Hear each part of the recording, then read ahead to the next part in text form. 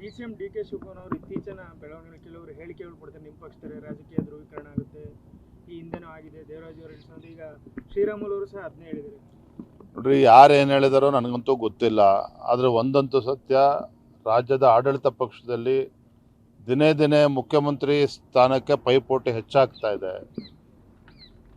ಸಿದ್ದರಾಮಯ್ಯನವರು ರಾಜೀನಾಮೆ ಕೊಡಬೇಕು, ತಾವು ಮುಖ್ಯಮಂತ್ರಿ ಆಗಬೇಕು ಅಂತೇಳಿ ಅನೇಕರು ಇವತ್ತು ಕಾಯ್ತಾ ಇದ್ದಾರೆ. ನಾನು ಅವತ್ತು ಕೂಡ ಹೇಳಿದ್ದೇನೆ, ರಾಜ್ಯದಲ್ಲಿ ಕ್ಷಿಪ್ರ ರಾಜಕೀಯ ಬೆಳವಣಿಗೆಗಳು ಆಗೋದಿದೆ. ಆ ಮುನ್ಸೂಚನೆಗಳು ನೀವು ಕೂಡ ನೋಡ್ತಾ ಇದ್ದೀರಿ. ರಾಜ್ಯಾಧ್ಯಕ್ಷರಾಗಿ DK ಶಿವಕುಮಾರ್ ಸಂಬಂಧಪಟ್ಟ ನಡೆಸತಕ್ಕಂಥ ಬೆಳವಣಿಗೆಗಳು ಅಬ್ಸರ್ವ್ ಮಾಡೋದಾದ್ರೆ ನಿಮ್ಮ ಅಭಿಪ್ರಾಯ ಏನು ಹೇಳ್ತಾರೆ? ಈಗ ಅವ್ರು ಏನು ಹೇಳ್ತಾರೆ ಅಂತಂದ್ರೆ, ನನಗೆ ಎಲ್ಲಿ ಅನುಕೂಲ ಆಗುತ್ತೆ ಅಲ್ಲಿ ನಾನು ಹೋಗ್ತೀನಿ ಅಂತಂದ್ರೆ ಧಾರ್ಮಿಕವಾಗಿ ಅವ್ರು ಮಾತಾಡ್ತಾ ಹೇಳ್ತಾರೆ. ಅದು ಮಾತು ದೊಡ್ಡ ಚರ್ಚೆ. ನೋಡ್ರಿ, ಅವ್ರು ಯಾವ ಅರ್ಥದಲ್ಲಿ ಹೇಳಿದಾರೋ ನೀವು ಅವ್ರನ್ನೇ ಪ್ರಶ್ನೆ ಮಾಡಿ. ಆದರೆ ಒಂದು ಕಡೆ ಕಾಂಗ್ರೆಸ್ ಸರ್ಕಾರ ಎಲ್ಲಿದೆ, ಒಂದು ರೀತಿ ತಾಲಿಬಾನ್ ಸರ್ಕಾರ. ಹಿಂದುತ್ವಕ್ಕೂ ಕೂಡ ಇಲ್ಲಿ ಗೌರವ ಇಲ್ಲ, ಹಿಂದೂಗಳಿಗೂ ಕೂಡ ಗೌರವ ಇಲ್ಲ. ಆ ರೀತಿ ಒಂದು ಪರಿಸ್ಥಿತಿ ನಿರ್ಮಾಣ ಆಗಿದೆ.